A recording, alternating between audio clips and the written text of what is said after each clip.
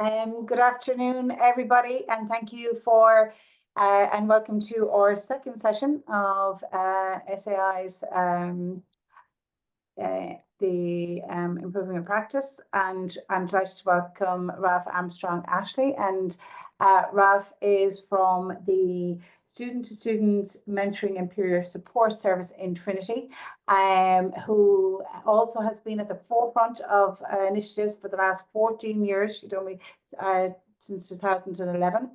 And really showcasing how collaboration with students, rather than doing things for them, and how exploring this shared ownership and meaningful engagement can certainly transform the students' environments, their well-being, their sense of belonging, and ultimately really contributing towards their student success in a holistic way. So you can ask questions throughout the chat. We'll be looking at those questions, and at the end we'll give time to go through those questions for Ralph to answer. Ralph, I'll hand it over to you. Thank you. Thanks very much, Marie. I'm going to start by saying that I'm not claiming huge expertise in this area. I'm going out of my comfort zone today to talk about something that we're still learning.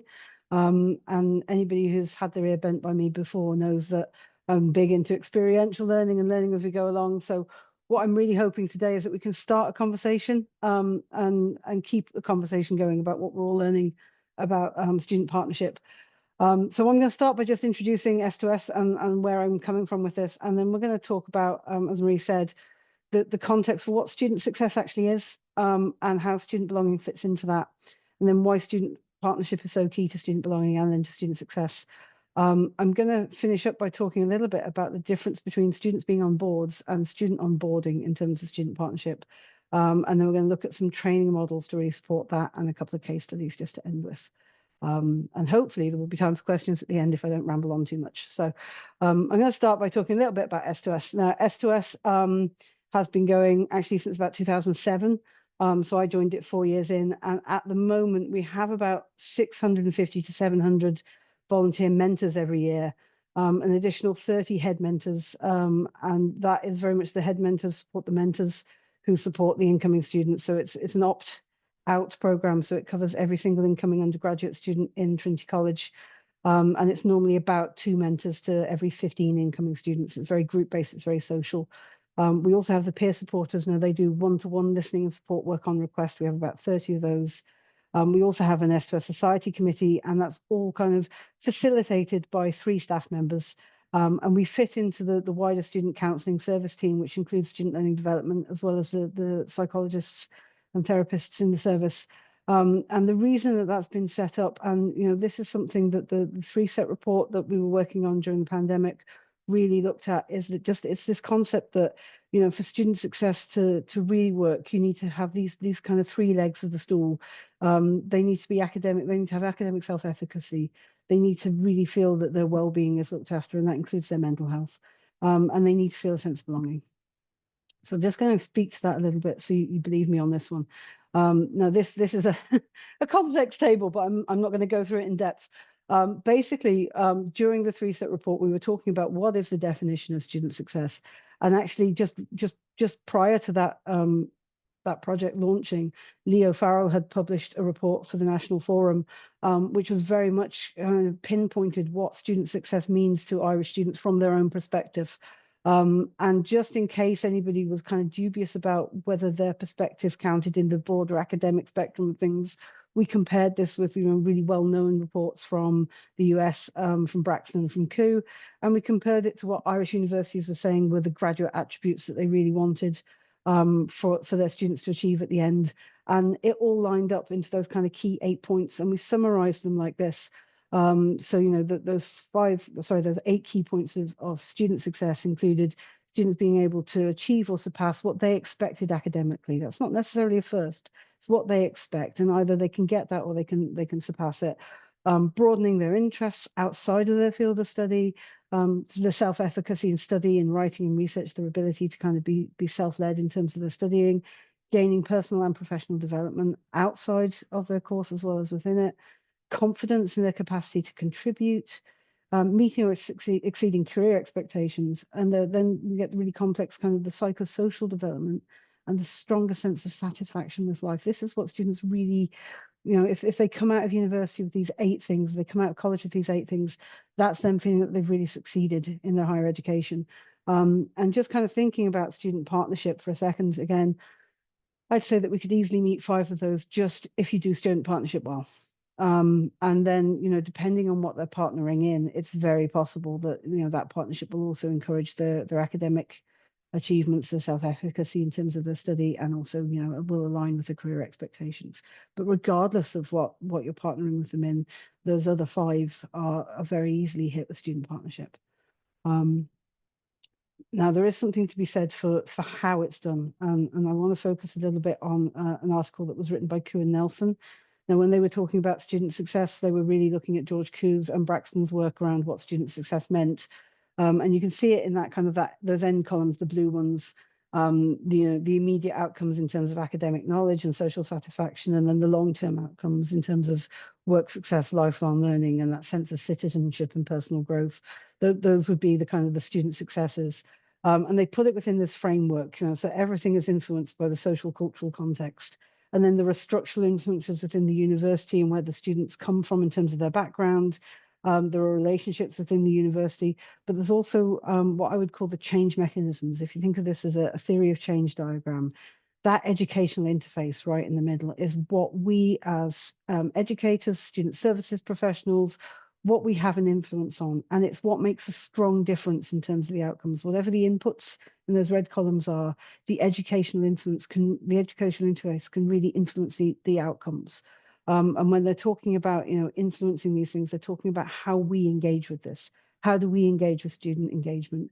How do we invest in their emotional interests and harness their enthusiasm? How do we go into deep learning and self-regulation? And probably most importantly, how do we focus on making sure that they feel that their participation is important? And the thing about the time and effort in this diagram is that it speaks to the fact that if a university or a college, a higher education institute, puts time and effort into helping a student to feel that they matter, that their contributions matter, that their thoughts and feelings about something matter. Just to interrupt Yeah. there. Are you sharing your slides? I am sharing my slides. Can you not see them? No. Oh, it says I can see them. No, Well, no, I can't. We can see them. You can see them, yeah. All right, Oh, thank goodness. Yeah. That frightened me then, Marie. No, they're not coming up with me. I don't know why. Ah, okay. Yeah. Is there anybody else who can't but see just in them? case it's not just me. Yeah. Okay. Most people walk away then. That's fine. Yeah. But, if you don't mind just monitoring the chat, if anybody else can't see them, I can do a reset on it. Yeah, no, everyone so far has seen them, Ralph. So okay, perfect. Thank you. So yeah, sorry, what I was saying is, it's in actual fact, the effort that a university or a college or higher education institute puts in to telling a student they matter, the investment in that kind of partnership relationship is in and of itself an intervention. Because whether it works or it doesn't work, whether you get out from your student partnership the results that you think you might, the time that you've taken to engage with them in that space and emphasize their belonging and their well-being and what they say and the fact that that matters to you is an intervention in itself, and it will really enhance their sense of belonging. So I'll just kind of double down on that. If you go back to kind of Strayhorn's research, he identified 4 things that really matter to students in terms of helping them to feel belonging. They need to feel that they matter to other students. They need to feel that they are indispensable in some way to the higher system. They want to feel a sense of identification or positioning in relation to a college group or a college community. And they want a belief that they are accepted and valued and included. And that one's really important. I'm going to come to accountable space in a little while, and I want to come back to that idea that they are accepted and valued for who they are, whatever they feel they might not have, or whatever makes them feel different to other students. That acceptance is really key to belonging. But all of those things, that sense of mattering, that sense of indispensability within the system, is encouraged by working with them in a really good partnership model. So it doesn't actually matter whether they achieve what they think they're going to at the start of that partnership model. Building that partnership model in is already working towards success, belonging, and their sense of well-being, and their sense of mattering to the institution. I hope I've made that one clear. But I'm just going to talk about something now that I just think, when we talk about student partnership, I see this an awful lot. And it's something I would have been guilty of in the past as well, which is, you get a student rep, and quite often they'd come from an SU or they'd come from a particular body of students, and you put them in a room with sometimes up to 20 staff members, and that's your student partner. It doesn't work. And there are so many reasons why this doesn't work, but I do want to kind of, do what I said I was going to do and lean back into people's own experience of this a little bit. So I'm going to ask for some audience participation here. I think there's going to be a link going up. Ren said he wouldn't mind putting a link into the chat there, or you can grab the QR code there, or you can go to vvox.app and put in that number. I'm just going to give people a moment to do that, and then I'll switch to the slide so we can see, make sure everybody's in first. And that's the link in the chat now as well. Thanks, Ron.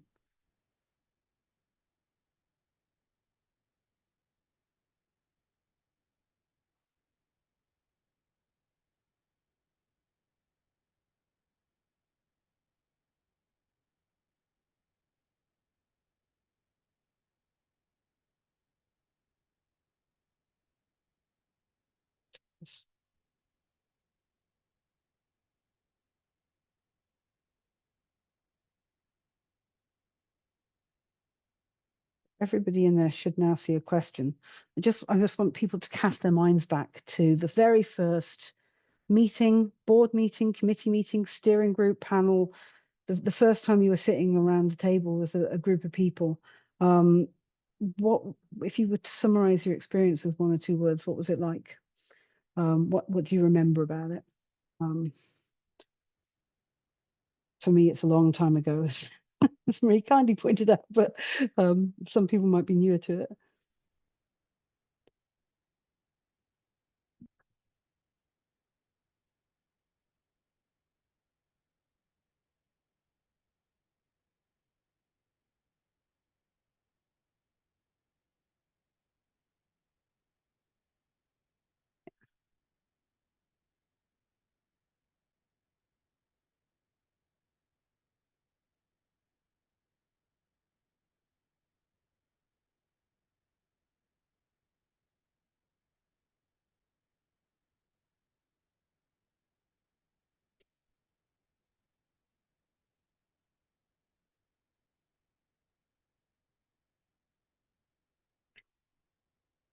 I'm seeing some exciteds and some uncertainties, but there's an awful lot of imposterism, daunted, intimidated, lost, uninformed, not sure what to do, not sure where you fit. And it's good to hear that I wasn't the only person going through that. So certainly my first committee meeting, I was invited to it because I'd been a committed volunteer, and commitment means that you get pushed up the chain a little bit, right? And then I had no idea what the meetings were for or why I was there, and I had no idea what they were talking about, and I just didn't know what I was doing. And it made me wonder, should I even be there? So I'm sorry, and also heartened to hear that that wasn't just my experience.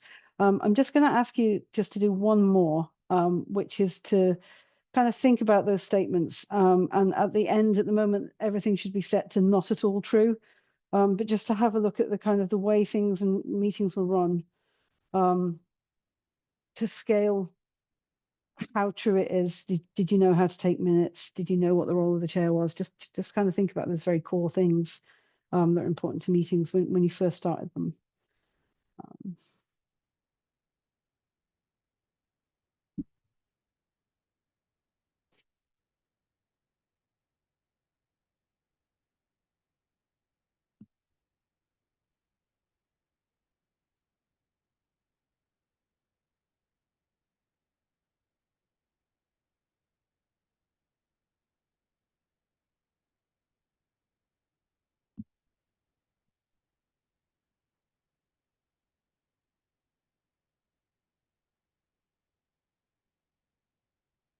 Okay, that is really interesting.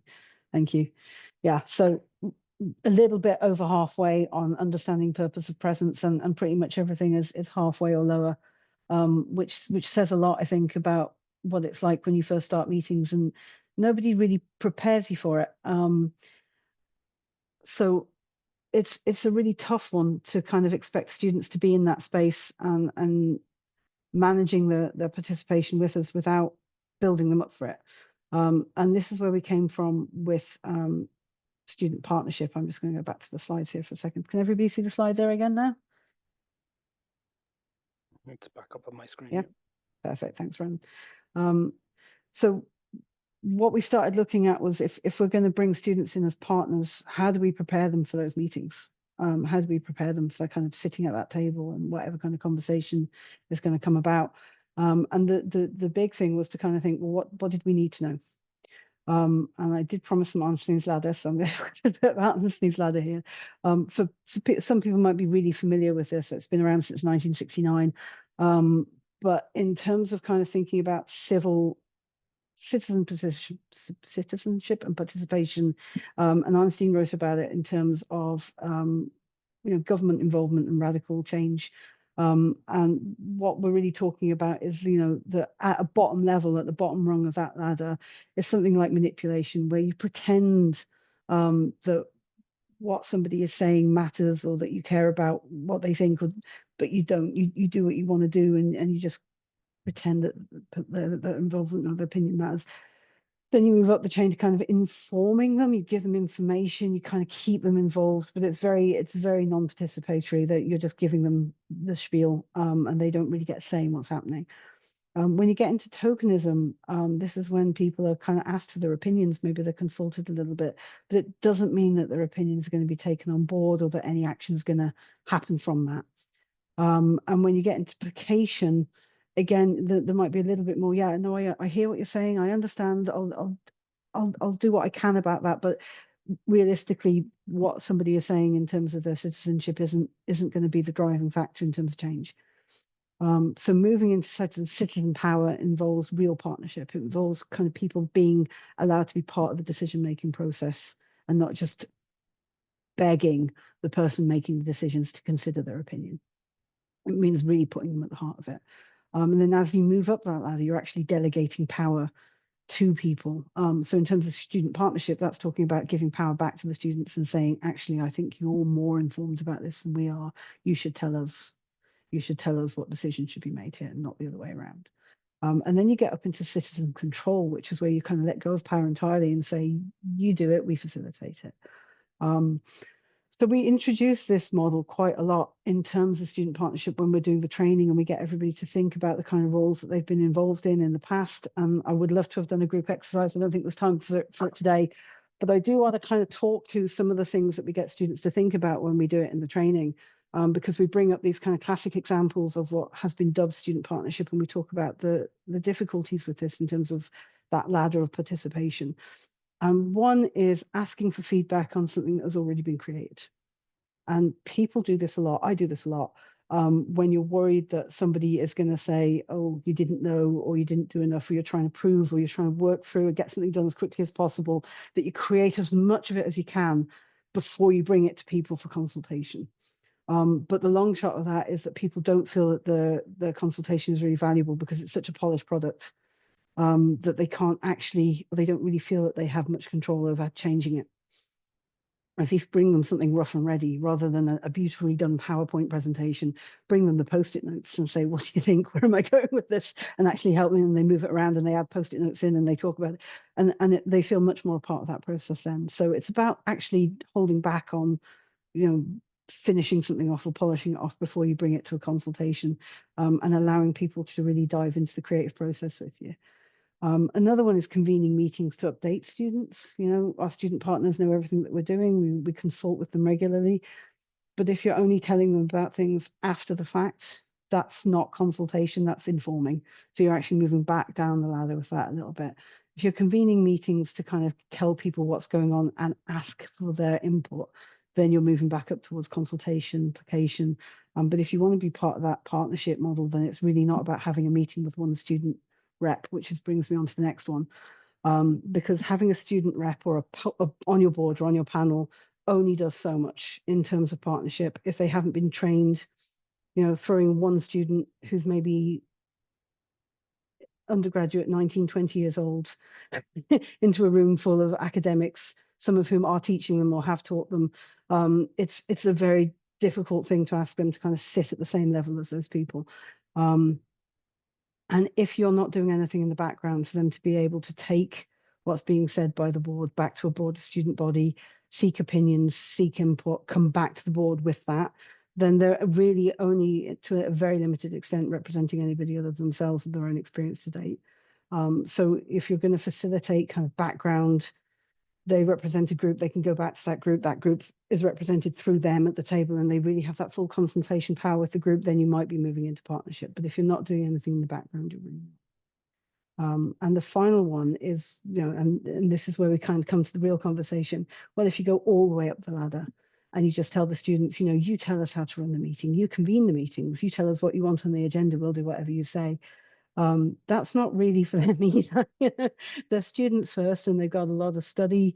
They've got extracurricular responsibilities. They've got jobs. They've got commuting to do.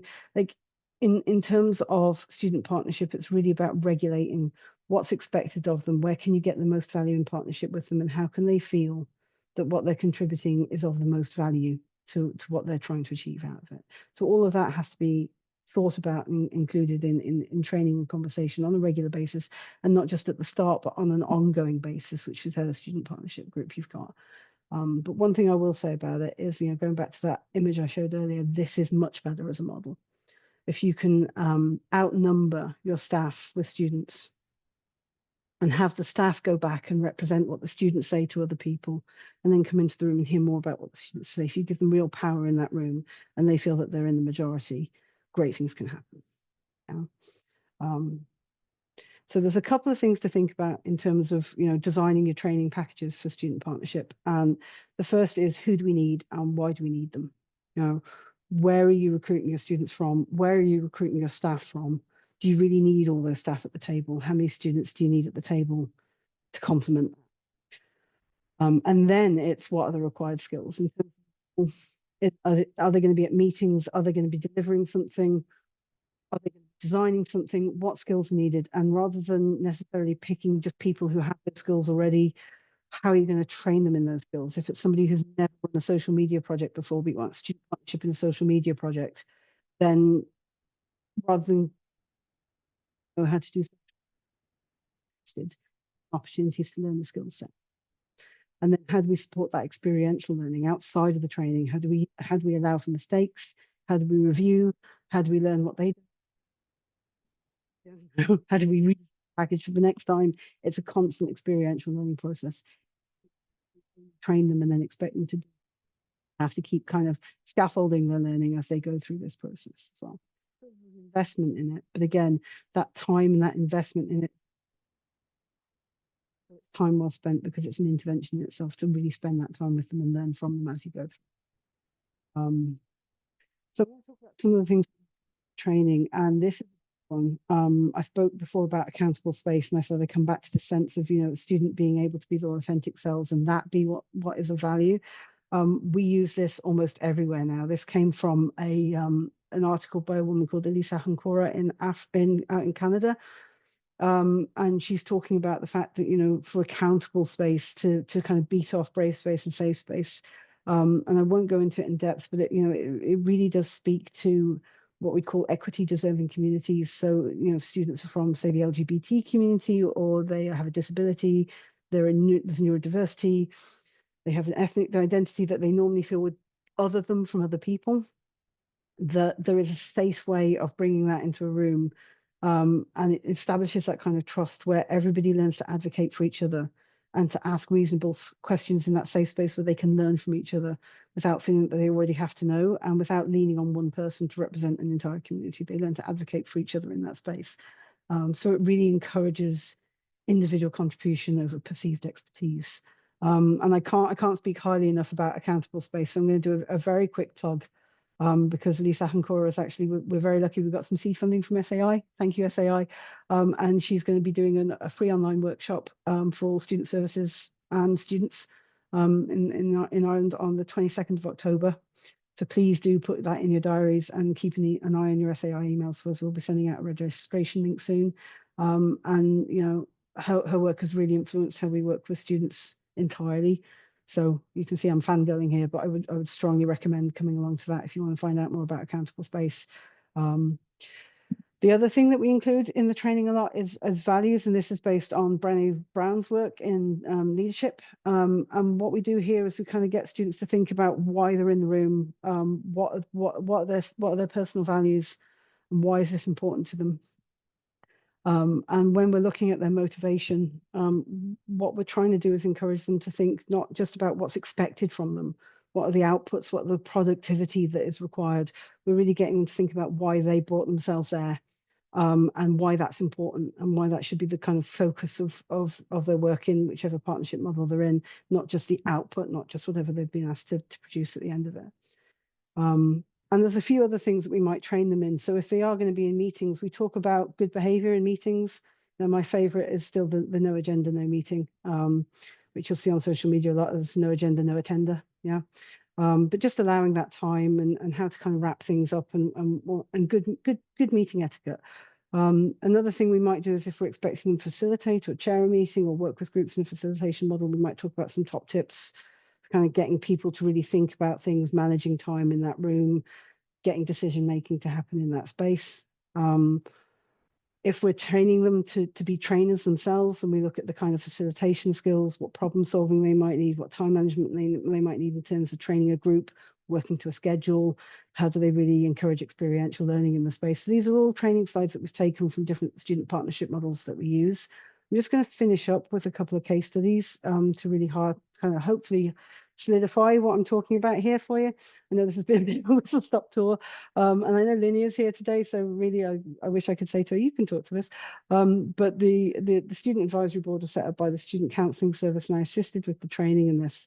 And what we did was recruit students from across the whole of the Trinity community. And the training really, we focused on the accountable space, and we focused on the values, and we focused a little bit on strategic planning. You know, kind of identified areas that they would be really keen on working on that aligned with their values in terms of things like social media, research, off-campus students. There's all subgroups that they set up to kind of focus on in terms of bringing them back in to engage with the counselling community. And it's really given them a sense of ownership for the services and a confidence to voice constructive feedback. So things that we've heard from them included, you know, we didn't know that you could say if you wanted to change a therapist. So that needs to be made clearer. Now they're working on the website in terms of how to make that much clearer for students coming into counselling and therapy. They told us that in S2S, you know, some of the reasons students weren't signing up for training, for mentoring, is just because the time didn't fit with their placements. So we were able to kind of find out times that did fit and add in some extra training sessions and bring students on board that we didn't know we were going to be able to get. And that was fantastic. So it's really, sometimes it's really kind of basic things that they do.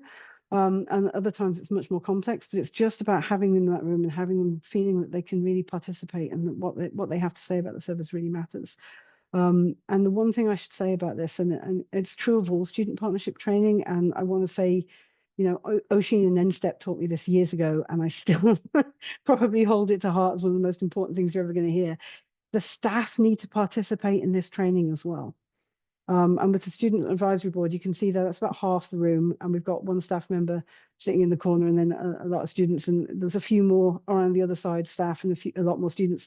But the staff need to participate alongside the student, and you know, we all maybe benefit from a bit of meeting etiquette and a bit of a refresher around what's expected from timekeeping and things like that. But it's about kind of there not being a differential, there not being a sense of, you know, well, the staff already know and the students don't. It's about everybody learning together and holding that accountable space and those agreements about how you're going to work together. So that the co-staff student training part of this is really essential. The last case study I want to talk about just briefly is, you know, we have for years in the student program delivered training, and we deliver about 40 training sessions between February and May every year. And it's the same training session 40 times over to recruit all the mentors that we need. And in each session, we'd have staff delivering it, and we'd have a student co-facilitating and talking to them about what it's actually like being a mentor.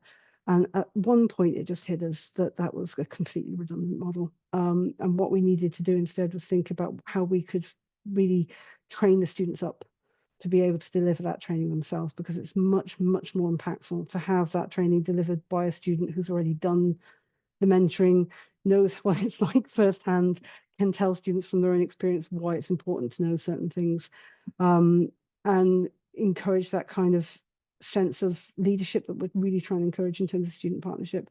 So this was about a delegation of power. This is about saying, the staff need to get out of this room. So how can we facilitate the students being there in that space instead? So we train them in training facilitation, and it really worked in terms of their own confidence building in their roles. And there's a lovely story to end on, where we had a student who she kind of got what she was trying to do as a mentor, but she wasn't the most confident mentor we had, and she really, really wanted to do some training facilitation. And we trained her up for this specifically because it was something she was passionate about in terms of her career goals. And then she said she wanted to be a peer supporter. This is where you go into like 35 hours, week-long active listening training. And I wondered how she was going to do in that space. And the first day, she was almost running the session for me. And it was because she was so confident in the material, and she gained so much kind of personal knowledge and personal growth from delivering it to other people, that I just seemed to blossom. And that was a wonderful moment. That was that kind of moment of realization, like, we are doing them a service when we let go of the power a little bit and start trusting that we can do this with them, and they can do it for themselves, and they need to see us believing that, for them to believe it. But one thing I will say about that is, because staff had been doing it in the past and we handed that over to students to do, we did find a budget to pay them, and that was essential, because it's not okay to get a student to do something that staff would be paid for and expect them to do it for free. So yeah, that was a big one. But I'm going to end it on that, and just ask if anybody has any questions or anything they want to discuss. Thank you, Rav. And there are a few questions I found it very interesting. I suppose I was, the learnings I got myself was the, student success is holistic and it's personalized. It's about developing their confidence, engaging in their communities. And you just, in terms of, you just said it there, the true partnership is, it requires us to share the power and the purpose, and go, beyond that. It's just, we often get students in and to consult, but it's after the fact, and it's looking at that co-creation, mutual respect, empowering them to take those active roles, and then that brings that belonging, that sense of belonging, where they feel valued, and that ultimately then will increase their student engagement through all those. That was very interesting, and I suppose that was my learnings that I got from it. Just to go through some, there's a few questions in the chat. A lot of people very delighted with what you presented. First question was, on average, how many new students will engage in the program, and how many students would opt out? Right. So, I mean, we don't have an exact number for that, because, the opt-out basically means they stop coming to meetups. And the whole point of the opt-out is they will still get the emails unless they specifically say, stop sending me emails, which has never happened. So, every student gets the emails. They probably ignore them for the most part. But we do get some students coming back at the end of the year who've maybe felt that they didn't need the mentoring program, or they stopped needing it. And then when exams hit, or when there's a critical moment, they've seen those emails from their mentors regularly, and they know they can ask their mentor first. So that's quite a good model in terms of, but realistically, we get about, now we used to get about 90% at the orientation, and since the staggered start, that's dropped to about 80%. And by November, December, it's down to about 40% of students engaging with the program. But like I say, some of them will then kind of stop engaging after the winter break, and some will come back. So, but yeah, we finish on about 40%. Roughly. Yeah, great. Thank you. Margaret McLean said here, I think that IDA is an excellent resource. They use it in the help promotion to illustrate participation levels. She thinks a lot of students' partnership, in quotes, approaches are often tokenistic, unfortunately. What would you feel about that? No, I mean, that's true. And I don't think it's a deliberate negation of what we intend with student partnership, but it's just busyness. And I think, what I'm speaking to is the fact that it does take time, and we really need to invest in this as a kind of a way of, really engaging with students, learning about what they don't know, learning about how to give them that knowledge, sometimes we have to go and research it ourselves because we don't have it. Like, actually, how do you run a meeting well? And then go back into it. And that is time, and it's resource intensive.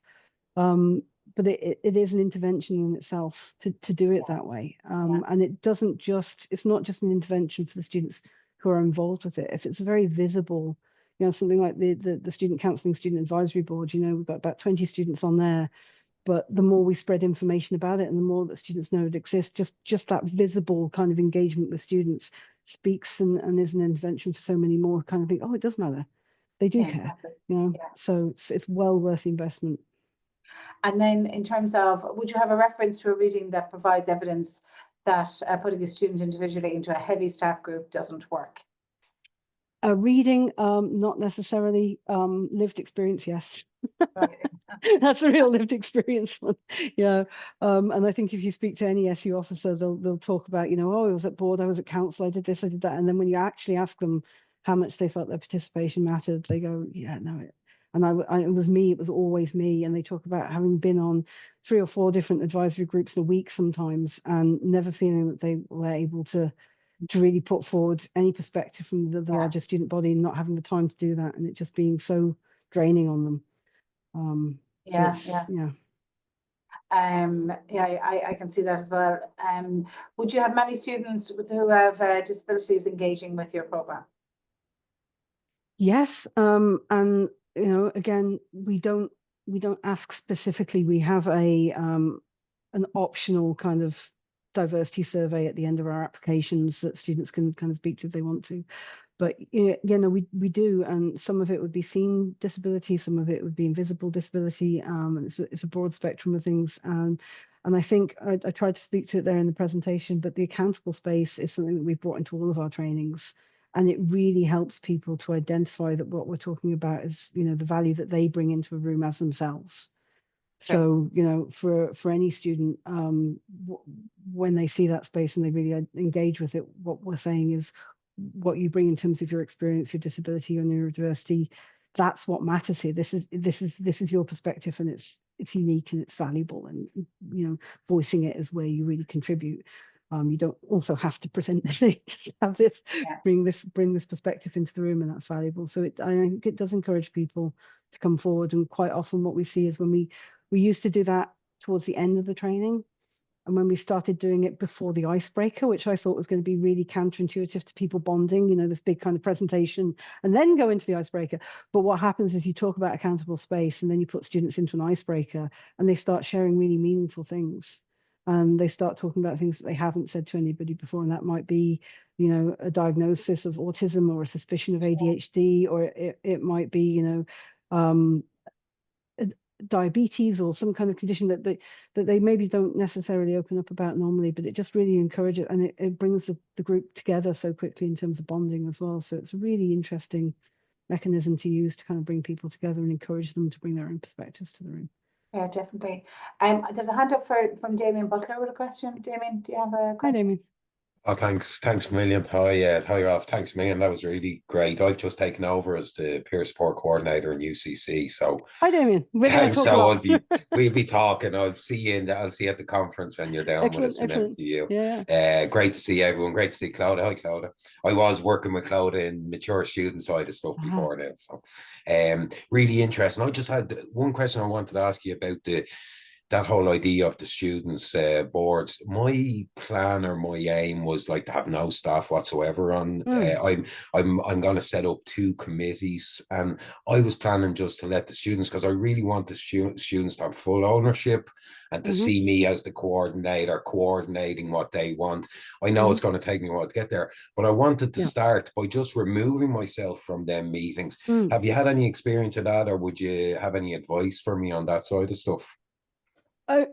We did it, but our student committee, our student society committee chose to do that, and we doing that whole kind of student partnership, student leadership thing. We were like, absolutely, you don't want staff in the room, don't have staff in the room, that's fine.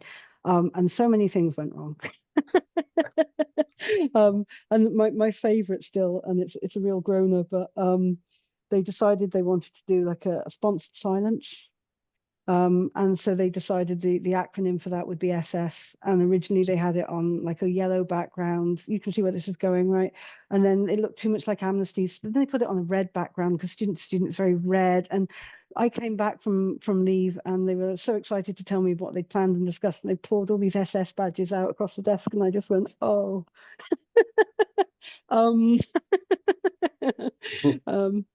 And Thank you. it's a learning space, and I think facilitating that is a really tough job, because you do have to step back and you do have to let mistakes get made, but you also have to be that kind of that place where they can make those mistakes safely, and where they trust that when you're kind of guiding them or steering them a little bit without stepping in and doing it for them, that there's a good reason for that. So it's a balance that you're constantly holding. I hear you. Thanks a million for that. That's really helpful. Thank you. Any other questions there for Ralph? Might be able to not see there.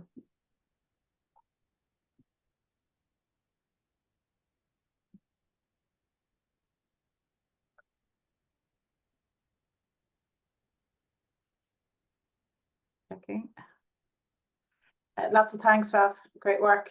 Oh, thanks very much for coming. And session. We're wishing Damien good luck in his new job. Absolutely. Let's keep the conversation going. Yeah, exactly. Yeah.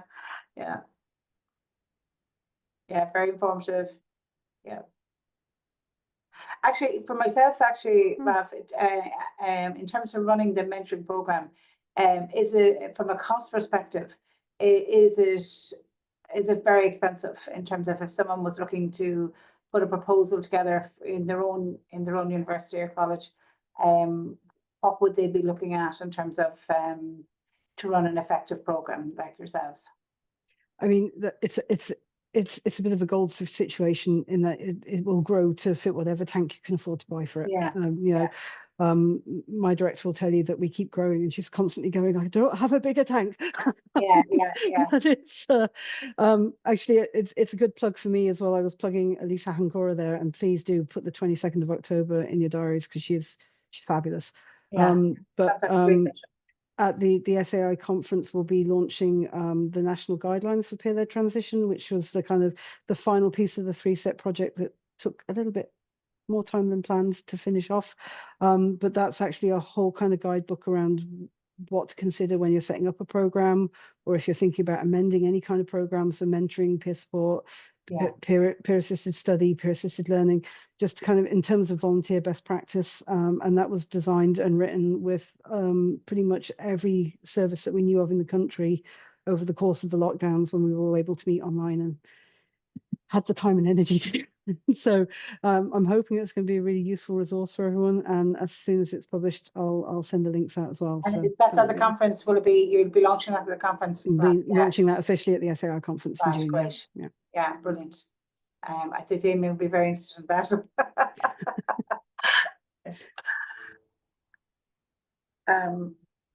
So do we want to leave it there? Are you happy to leave it there, Roland? Yeah. Just one last question from Margaret there. Have you got a time? Sorry, I can't see the hands up. Apologies. No, it's just have you got a time for the 22nd so that they can block it out in their diary yet, Ralph? Oh, sorry. I'd say block out 2 hours from about 1 p.m. We haven't quite finalized it, but I think it's going to be 60 to 90 minutes, and it'll be in the afternoon. She's calling in from Canada, so it will not be an early morning one, but yeah, block the afternoon.